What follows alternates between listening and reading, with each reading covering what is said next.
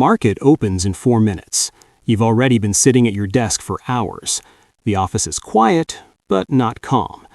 3 monitors in front of you. Spreadsheets open. Tabs everywhere. Your coffee went cold a long time ago. You're 23 years old. You're in debt, more than you've ever made. And yet, this job felt like success, at least at first, until you saw how much the people above you actually make. That's when things shift. You stop thinking about survival. You start thinking about distance, the distance between you and them. So you work. You clean models. You check formulas. You fix formatting no one will notice. You don't complain, because you quickly learn complaining doesn't move you up. Accuracy does. Speed does. Silence does. You learn to read filings faster than you thought possible, not because it's impressive, because it's expected. And then, one day, you catch something. A mistake. Not small, not harmless. A number buried deep inside a model. If left unchanged, it would distort the entire deal. You double-check it, then triple-check it. It's real. You sit there for a moment, thinking, not about the error, but about what happens if you say something. So you don't. You fix it, quietly, and move on. Because here's the first truth no one tells you. This system doesn't reward being right. It rewards not causing problems. Your days stretch longer. 14 hours becomes normal, then 16, then more. At some point you stop counting. You start observing instead. Who gets attention? Who gets ignored? Who holds power without saying a word? You realize something important. Power isn't loud here. It's subtle. It's proximity. And you don't have it. Not yet. You help push through deals worth hundreds of millions of dollars, but you never meet the people involved. You never sit in the room. Your work travels further than you do. And late at night, when the floor empties out, you look at the city lights. And for a moment, you're not thinking about money anymore. You're thinking about what it takes to reach it. 2 years later, you're no longer invisible. You're not important yet, but you're closer. Now you sit near the room, not inside the main conversation, but close enough to hear it. And that changes everything. You start building real pieces of deals, structuring small sections, writing terms that actually matter. You're no longer just executing, you're participating. You sit across from a CFO for the first time. Your voice doesn't shake, not because you're confident, but because you've rehearsed every scenario already. That's your advantage now. Preparation. You've seen every version of the deal before the meeting even starts. And then comes a bigger project, a buyout, a company that looks strong on paper, but you know what's coming next. Cuts, restructuring, layoffs. But none of that appears in your work because your job isn't to model people, it's to model performance, margins, returns, efficiency. You present it cleanly. The deal moves forward, and something shifts inside you. You stop questioning outcomes. You start focusing on execution. You tell yourself, I'm not making decisions, I'm just building the analysis. And that belief makes everything easier, at least for now. You begin building relationships, not friendships, relationships. People who can pull you into deals, people who can move you forward. You help them, they help you. And slowly, you become part of something deeper. Not just the job, the system behind it.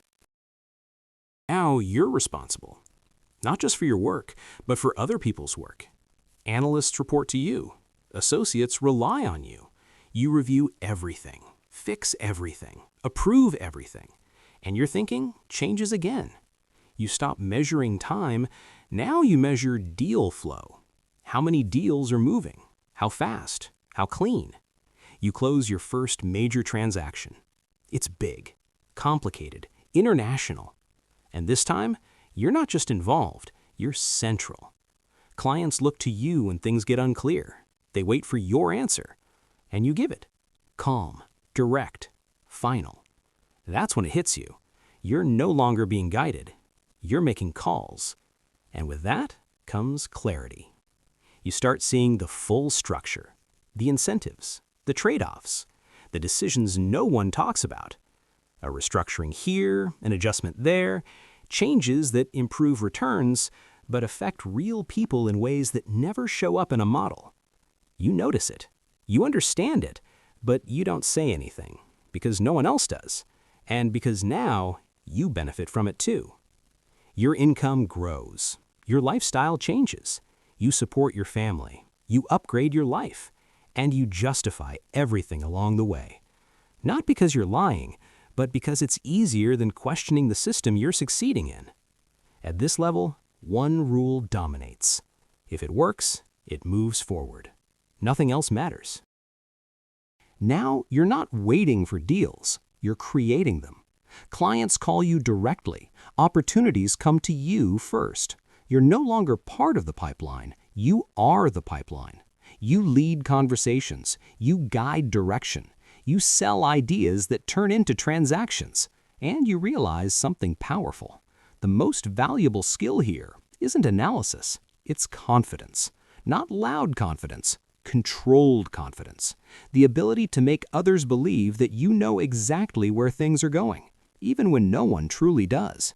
You also gain something else: information, early signals, things that haven't been announced yet, movements behind the scenes.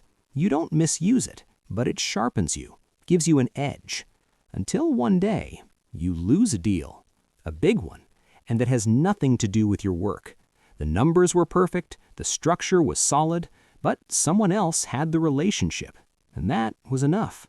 That's when you fully understand, at this level, relationships beat everything.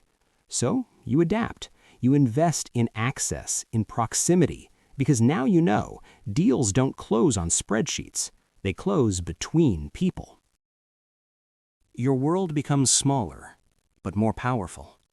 Fewer people, bigger decisions, higher stakes. You manage relationships worth millions, and those relationships define everything. You sit in meetings where outcomes aren't just financial. They're strategic, political, long-term. You approve deals that aren't perfect, because perfection isn't the goal anymore. Positioning is. You travel constantly, different countries, different rooms, same conversations, trust, alignment, access. You realize something most people never see. Capital doesn't move because it should.